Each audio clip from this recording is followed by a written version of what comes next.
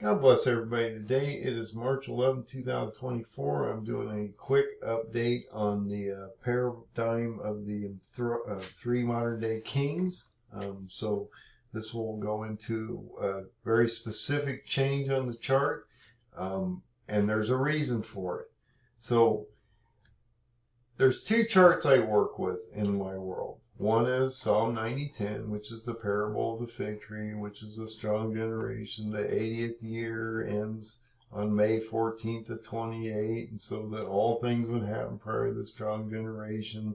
It also falls within the Shemitah Cycle that we're in now, of the 7 years, and that if you work that back, that you could then determine where we are in time, because you have to then think about the fall feast of 27, because it's the time that the Lord would come back during the fall feast of 27, just prior to the strong generational completion.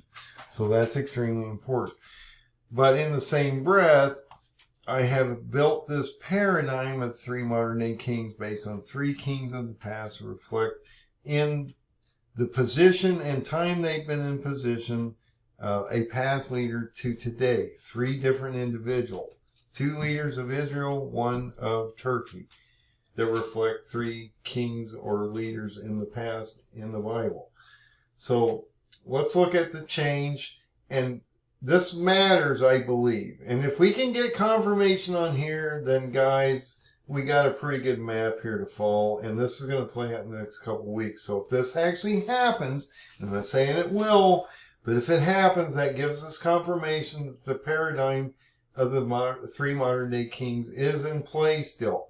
Now, I want to explain a couple things before we get to this change. So a while back, we had an issue where the paradigm had started to fall out. And what I mean by that is some event had occurred that didn't play out, and so I wasn't sure whether it was in play anymore. Now, I've always thought the parable of the fig tree or the Psalm 90:10 strong generation is right. I'm pretty sure it is.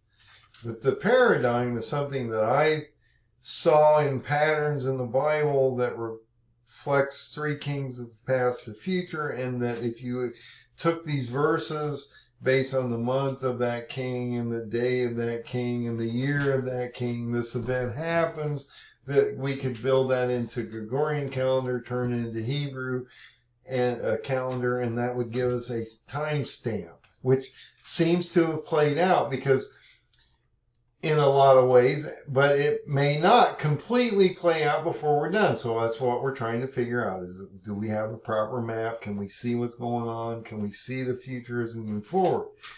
The one that we originally knew that seemed to play out was this one where we had this vision of Daniel. He's sickened for 3 weeks. He has a vision 21 days later. And then we saw that attack once, and what had happened was I had produced this video, changed the Gregorian to Hebrew calendars. It gave us this date of September 18th, 2023, October 9th of 2023, and I talked about how that's my birthday. It's a Yom Kippur thing. And that what was really amazing was we had this attack on October 7th with Hamas that invade Israel, and that 2 days later, after they cleaned up their borders and actually secured everything, they went back in. And so he indicated that Archangel Michael or Israel would go against Persia, not knowing that it would be a proxy, because it indicates Iran, Persia. But if you go to 2 Kings 24, 1 and 2, it makes sense that they would be proxies. So that makes sense, logical sense. But then we had that issue where I had done a video and I had a lady question me about the continual burnt offerings. They hadn't happened on the very specific date that I had indicated. I'm like, well, it should have happened. I don't know. Let me go out. I'll look at it. Went out, spent a few hours looking through articles, newspaper, stuff on the internet to finally realize that yes, that actually did happen on April 5th of 2023, which affects the 1290 days and the 1335 days in Daniel, indicated that he had stopped the continual burnt offerings right before this festival because they wanted to stop the violence on the Temple Mount, and so they have never continued these continual burnt offerings on the temple. And so that was extremely important. So it's interesting how it fell out of play, but then it came in play, and this is another exact event that's going to happen the same way that I'm going to show you now. And so what's happened is, on the 10th, during the beginning of Ramadan, I had indicated that on this very day, we possibly could see Isaac Herzog captured, because in the past, on the very first day of the siege of Jerusalem, the president or leader of Israel or Judah at that time was captured, and then he's taken away into captivity for 3 years. They put in his son. His son rules for 3 months, 10 days. Nebuchadnezzar comes back, captures him in another siege. It's not really, it's sort of the same siege, that first siege, it's just a couple, weeks apart. But then 18 months later, during this period here, he sieges it again. Okay, so there's 2 sieges that we have to think about here. Past the future. I showed you how this plays out through Jehoiakim, Jehoiachin, and Nebuchadnezzar, and how that plays out in the past, how I thought it would play out in the future. So on the 10th, or the 11th, depending on Ramadan, I thought we would see a full-on siege of Hezbollah and these proxies and 2 Kings 24 attack Israel. They're in the process of building up and getting ready. And then all of a sudden, because we're in the 11th on Monday now, it didn't happen. I thought, wow, man, why didn't that work? Just like the continual burnt offerings thing, why didn't that play out? What's going on here? And what am I not seeing? Okay, there's got to be a reason this didn't happen. Or maybe the paradigm just doesn't work. I mean, that's a possibility. I'm not dogmatic here. I don't know. I'm guessing that it's a past and future thing that he explained everything to us. And then all of a sudden I had an extremely profound thought hit me because, well, God corrects us, and it was like, it's like he smacks you in the side of the head and says, look, why don't you get this? And I'm like, okay. But when he did that, he explained it to me, so I want to explain it to you, and it makes more sense than what I thought, okay, which is interesting. It is logical sense and makes more sense than what I originally had thought. So follow my logic here, and I want to explain the change. It's not a big change. So I originally had Isaac Herzog here as being captured on March 10th, which was Sunday. And that we would see a full-on siege on Jerusalem by 10 full nations, which would take us in Ezekiel 38, 39. That would then create a 6th seal event over here, destroy those nations, take us into a resurrection, into a signing of treaty.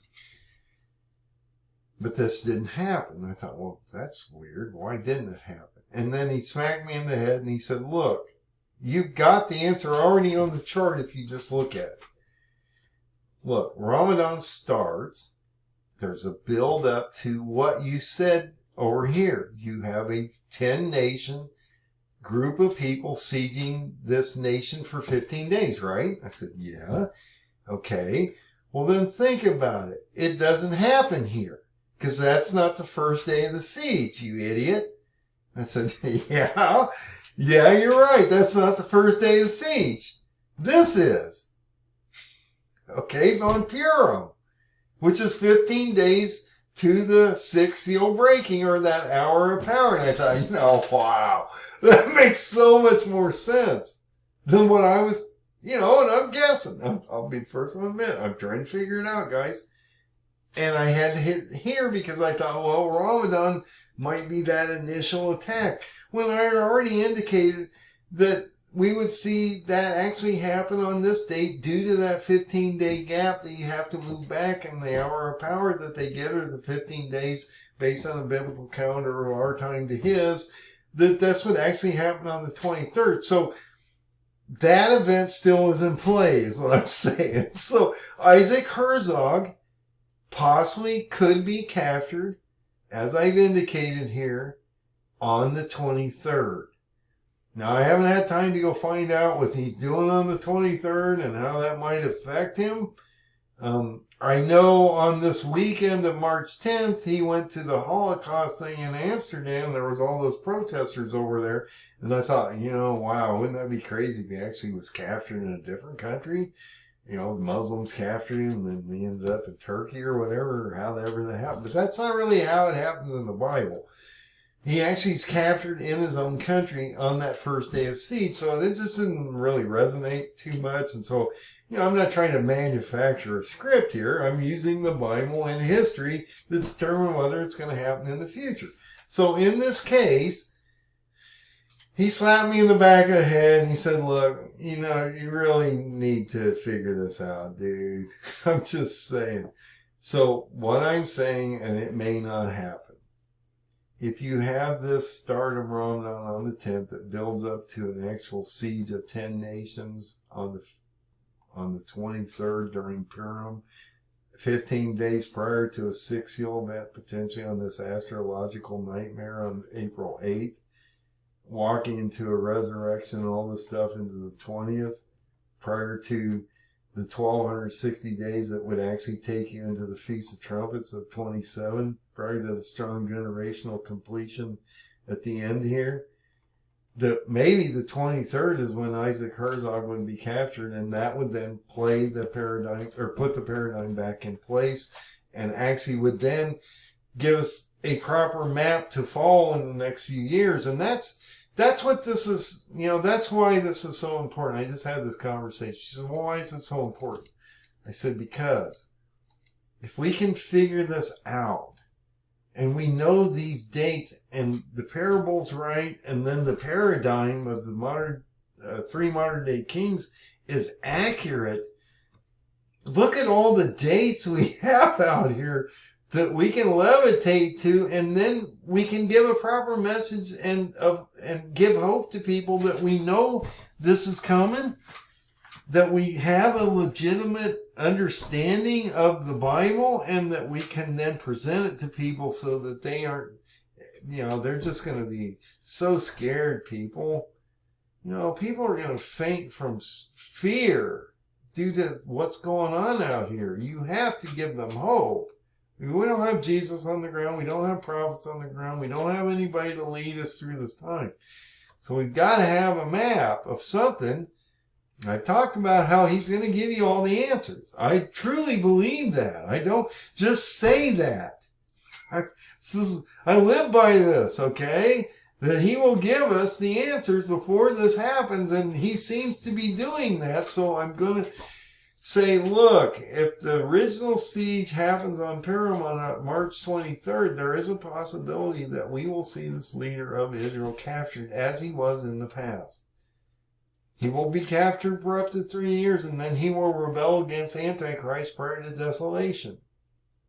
Because you'll go from 24, actually go into 27 prior to the Feast of Trumpets at the very end. I'm sorry, I don't want to misquote that. So you go from 24, captured 3 years, go into 27, prior to the Feast of Trumpets.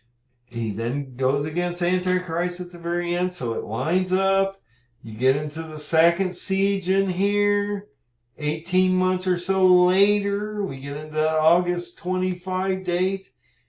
At the end of this date, and let's bring that up real quick. I'll go into this real quick and I'll quit. On this siege, that's when the city falls, and then Antichrist controls it for the rebuild of the third temple, which then would happen between August 25 and basically abomination, which happens on December 5th to 26th, and that's a year and a half to rebuild the temple. Okay, so it's easily something that can happen. The two witnesses come out here, they die over here. So it makes some sense, makes logical sense. That's all it's about, is logical sense. You have to make logical sense because God is a pure logic, pure being of logic and energy. So it's extremely important that we understand these things. So God bless. Have a great night. Keep an eye on this. I truly believe tomorrow's 1,299 days. This is going to start to accelerate. What I mean by that is you got 1,290 days from the October 2nd date here to where we are today, which is March 11th. So that matters. You're walking into these time zones. You're in the 2,300 days now. So to the Feast of Tabernacles. So all this matters to you guys. You need to understand what's going on here. You need to follow these charts. At least till they totally break down. They might. So again, this is a picture that's developing as we move forward. This is a living piece of living artwork. And I say that because it's God's artwork, not mine. It's His plan. I'm just trying to break it down and put it on a chart so you guys can see it, and hoping that I'm right. And I may be wrong completely. I'm not saying this is going to play out completely. I'm just saying it looks to me like this has got some teeth here. So let's move this forward. But I wanted to make this correction. I think that's extremely important, that this original attack would not happen during Ramadan, that you have this build up. Talked about this build up for a while. I do not know why I didn't see it. It's just, there's a lot going on in my world. I've got a lot of things I'm thinking about, and I'm trying to get it all down so you guys can see it. And then all of a sudden they'll slap you in the head and say, look, you're missing it. You're not totally getting it, okay? And then he said, look, you need to put this date on Purim because that's the original attack of the siege of Jerusalem. Even though it happened on Tuadera back here, like I talked about, these are history dates back in the past. That doesn't mean it's going to happen exactly the same in the future, but I believe the storyline and the event sequence will be exactly the same as it was in the past. And so if you take that into context, you'll get what I'm talking about here, okay, guys? But this is paramount, that if this comes true, think about the confirmation we'll have, guys. Think about the confirmation. May not happen, but if it does, think about the confirmation, and then you would know where you are on this chart and where you are in time, and that you're moving into an extremely harsh situation as you move into the end of April here. So that's why it's important. So God bless everybody. Find the open door. Find Jesus. Be safe out there. Things are getting ready to change. And you all have a great night. God bless.